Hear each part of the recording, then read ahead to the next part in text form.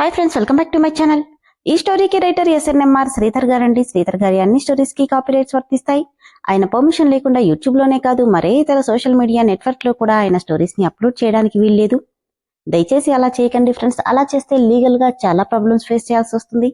అలానే ఈ స్టోరీస్ చదువుతున్న వాళ్ళైనా వింటున్న వాళ్ళైనా మీరు మరే ఛానల్లోనైనా శ్రీధర్ గారి స్టోరీస్ ని చూసినట్లయితే వెంటనే నాకు కామెంట్ బాక్స్ లో మెసేజ్ చేయండి. ఇది పూర్తిగా శ్రీధర్ గారి ఛానల్ అండి.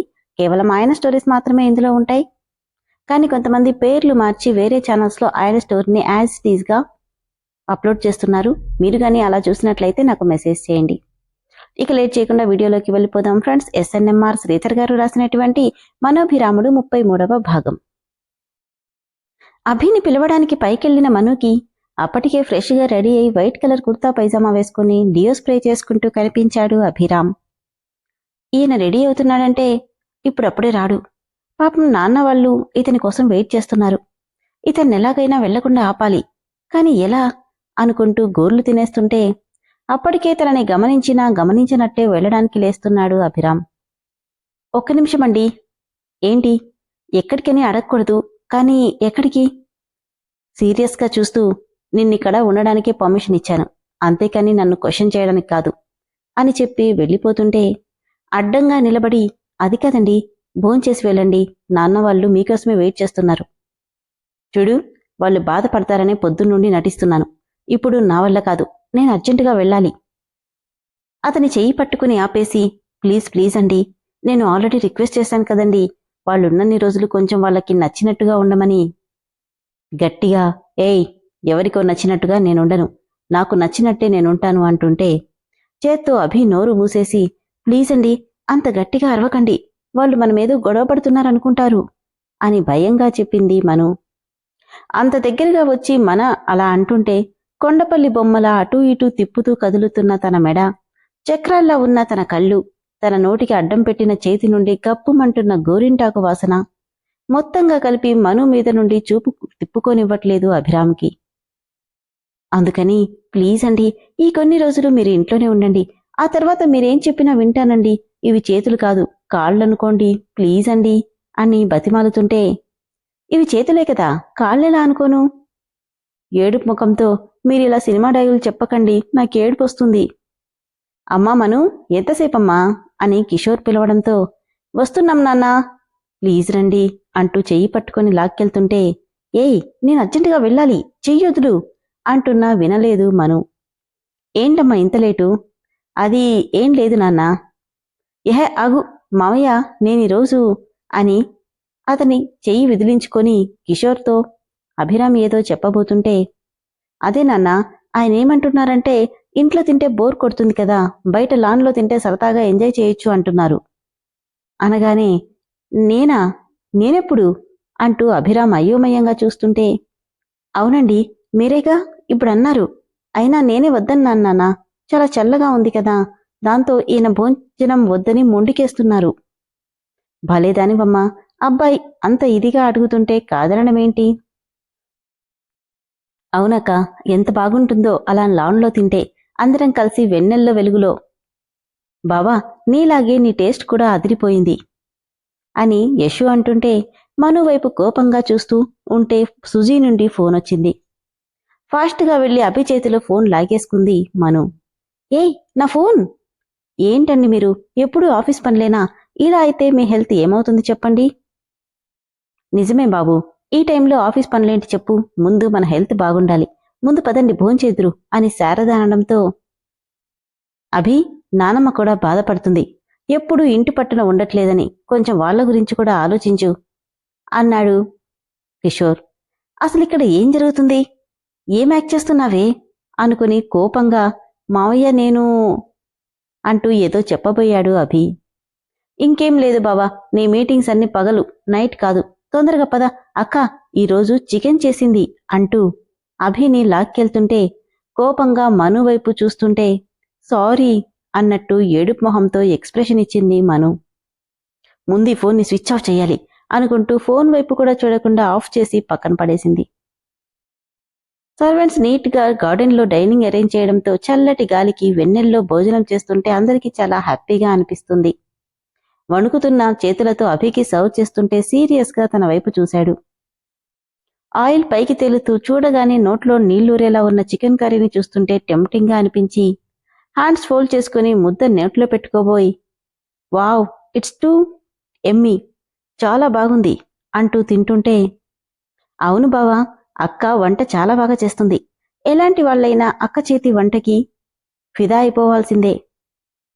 ఏంటి, మీ అక్క కుక్ చేసిందా అంటూ ఆమె వైపు చూశాడు అభిరామ్. మను మాత్రం ఇష్టంగా భోంచేస్తున్న అతని వైపు ఆశ్చర్యంగా చూస్తుంది. తన వైపే చూస్తూ కర్రీ అని అడగగానే వస్తున్నా అంటూ ప్లేట్లో సర్వ్ చేసింది. కలుపుకొని తింటున్నవాడల్లా ఒక్కసారిగా పొరమారడంతో గట్టిగా దగ్గేశాడు. పక్కనే ఉన్న మను ఫాస్ట్గా తలమీద తడుతూ వాటర్ తాగిస్తూ మెల్లిగా అంటూనే గొంతు దగ్గర చేత్తో నిమురుతుంటే, ఇట్స్ ఓకే, థ్యాంక్స్ అన్నాడు అభి. ఫాస్ట్గా తాగడం వల్ల తన మీద పడ్డ నీళ్లని తన చీర చెంగుతో తుడుస్తూ మెల్లిగా తినండి అంటున్న మను వైపు కళ్ళార్పకుండా చూశాడు. రే అభి, నీకు చికెన్ అంటే చాలా ఇష్టమని తెలుసు, కానీ మెల్లిగా తినరా. నువ్వు అడగాలే గాని నీ పెళ్ళం రోజూ చేసి పెడుతుంది అని అరుంధతమ్మ అంటుంటే అందరూ నవ్వేశారు. అమ్మా మను, నువ్వు కూడా తినమ్మా. నేను తర్వాత తింటాను నానా, ఇదిగోండి ఇంకొంచెం పెట్టుకోండి అంటూ పెడుతుంటే, బావా, ఈ ఫ్రై చాలా బాగుంది, టేస్ట్ చెయ్యి అంటూ నోట్లో పెడుతుంది యశు. నిజంగానే బాగుంది అంటూ తింటున్నాడు అభి. ఇంకొంచెం తిను బావా అంటూ తినిపిస్తూ నవ్వుతూ వాళ్ళిద్దరూ భోంచేస్తుంటే చూస్తున్న మనుకి ఏదో అసహ్యంగా అనిపిస్తుంది. అభిని యశుని అంత క్లోజ్గా చూస్తుంటే, మీ బావ తింటాడులే, ముందు నువ్వు తినవే అని కసురుకుంటుంటే, తింటూ తినిపిస్తున్నాలే అక్క అని నవ్వుతూ అభితో మాట్లాడుతుంది యశు. దాంతో విసుగ్గా మొహం పక్కకు తిప్పేసుకుంది మను.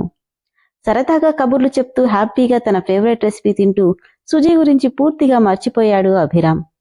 తర్వాత చాలాసేపు యశుతో మాట్లాడుతూ ఎప్పటికో ఇక వెళ్తానంటూ వెళ్లబోతుంటే తన చేయి పట్టుకుని ఆపేసింది యశు. పక్కనే కూర్చుంటూ ఏంటి అని అడిగితే తన భుజం మీద తలవాల్చి, నీతో ఒకటి చెప్పాలి బావా. చెప్పు, ఏమైనా ప్రాబ్లమా? కాలేజ్లో అంతా ఓకేనా అని అడిగాడు అభిరామ్. అది ఇప్పుడు కాదు, ఊరెళ్లేలోపు చెప్తాను, నువ్వు కాదనకూడదు. ఏంటంత సీరియస్ మ్యాటర్? చెప్పినప్పుడు కాదనవు కదా. సరే అని చెప్పి నవ్వుతూ వెళ్ళిపోయాడు. తనెళ్లేసరికే మను సోఫాలో నిద్రపోతుంది. ల్యాప్టాప్ తీసుకుని వర్క్ స్టార్ట్ చేసుకున్నాడు అభి. అనుకోకుండా మను వైపు చూసిన అభికి తల కింద చేయి పెట్టుకుని ఫ్యాన్ గాలికి నడుం దగ్గర పైటంతా పక్కకి జరిగిపోయి విల్లులా రంగిన సన్నటి నడుము, దాని మధ్యలో డైమండ్గా మెరుస్తున్న నాభి, అక్కడి నుండి కిందకొస్తే ఒక కాలు పైకి మడుచుకోవడం వల్ల తెల్లటి పాదాలు పైకి కనిపిస్తూ మెడమ దగ్గర అందంగా మెరుస్తున్న నల్లటి పుట్టుమచ్చ తనని బాగా అట్రాక్ట్ చేస్తుంటే బెడ్ డెక్కికి ఆనుకొని ఒక చేతి మీద బెండై కళ్ళార్పకుండా నవ్వుతూ ఆమె వైపే చూస్తున్నాడు. కాసేపటికి ఉక్కపోతకి మను అటూ ఇటూ కదులుతుండడంతో కాళ్ల దగ్గర చీర ఇంకాస్త కొద్ది కొద్దిగా పైకి జరిగి తల తిప్పుకొని ల్యాప్టాప్ పక్కన పెట్టి పైకి లేచాడు అభిరామ్. తన వైపు తీక్షణంగా చూస్తూ ఓసారి నిట్టూర్చి బ్లాంకెట్ తీసి తల పక్కకి తిప్పుకుని తనకి మెడ వరకు కప్పి ఏసీ అడ్జస్ట్ చేసి తన వైపే చూస్తూ బెడ్ మీద పడుకున్నాడు అభి. మరోవైపు ప్రద్యుమ్నపురంలో దండాల్ బాబుగారు అంటూ వచ్చారు ఊరి జనాలు. ఏంటందరూ ఇలా వచ్చారు? ఏం లేదు బాబు, మేమంతా ఊరొదిలి వెళ్ళిపోదామనుకుంటున్నాం అంటే ప్రమోద్ లోపల నుండి వస్తూ, ఎందుకు అంత అవసరం ఏమొచ్చింది అని అడిగాడు. ఏముంది బాబు, చేసిన అప్పులు తీర్చకపోతే ఇల్లు వాకిలి మొత్తం తీసుకుంటానని జమీందారు గారు చెప్పారు. అందుకే అంతవరకు లేకుండా మేమే వెళ్ళిపోదామనుకుంటున్నాం. వాళ్ళకి భయపడి సొంతూర్ని వదిలి వెళ్ళిపోతారా అని అడిగాడు ప్రమోద్. ఏం చేయమంటారు బాబు, ఆయన్ని ఎదిరించే ధైర్యం ఈ ఊర్లో ఎవరికీ లేదు. ఆయన ముందు నోరు తెరిచి మాట్లాడితే ప్రాణాలతో ఉంటామన్న ఆశ కూడా లేదు. అందుకే వెళ్ళిపోతే ప్రాణాలన్నా మిగులుతాయి. శర్మ కల్పించుకుని, వద్దొద్దు, అంత పని చేయకండి. ఒకసారి ఊరొదిలి వెళ్తే మన అమ్మ నుండి దగ్గరి నుండి మనం శాశ్వతంగా దూరమైనట్టే. నేనొక్కసారి భూపతితో మాట్లాడతాను అన్నాడు వాసుదేవ శర్మ.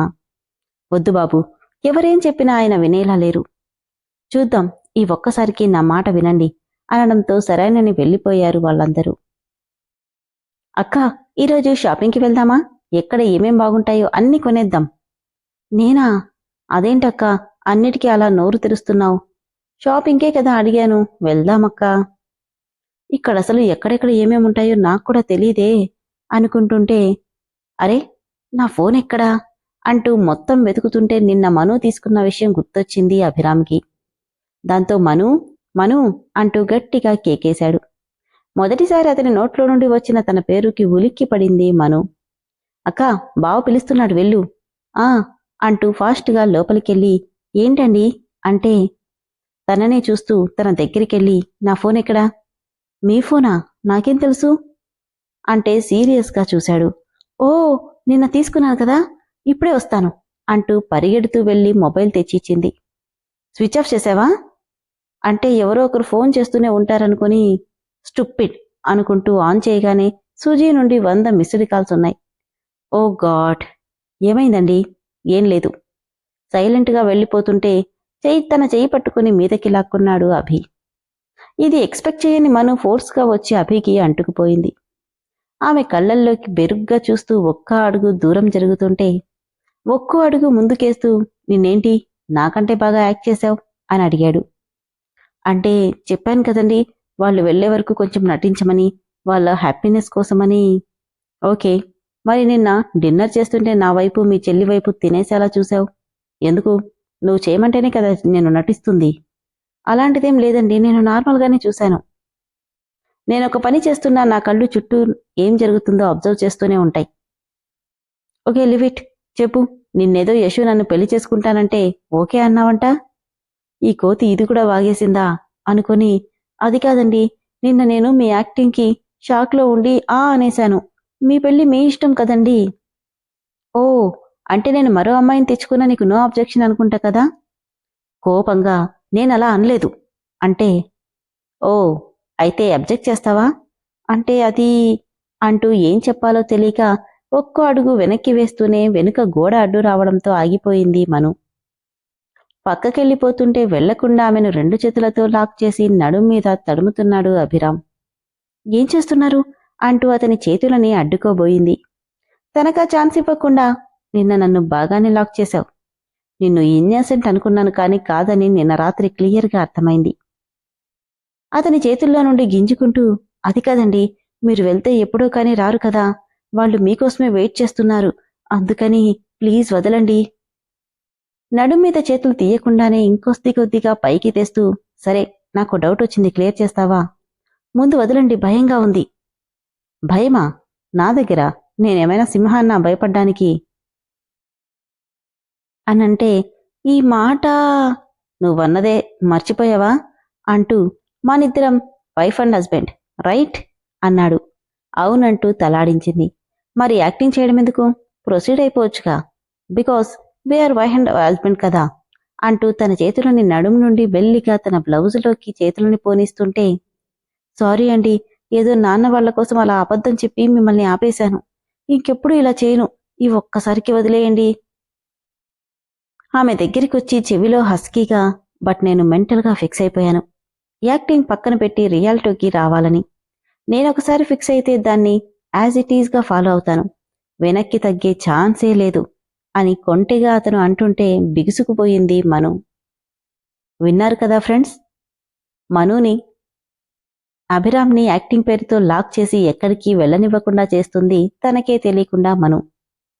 ఇష్టం లేకపోయినా వాళ్ళందరూ బాధపడతారని సరేనన్నట్టు యాక్ట్ చేస్తున్నా అందులో పూర్తిగా లీనమైపోయాడు అభి.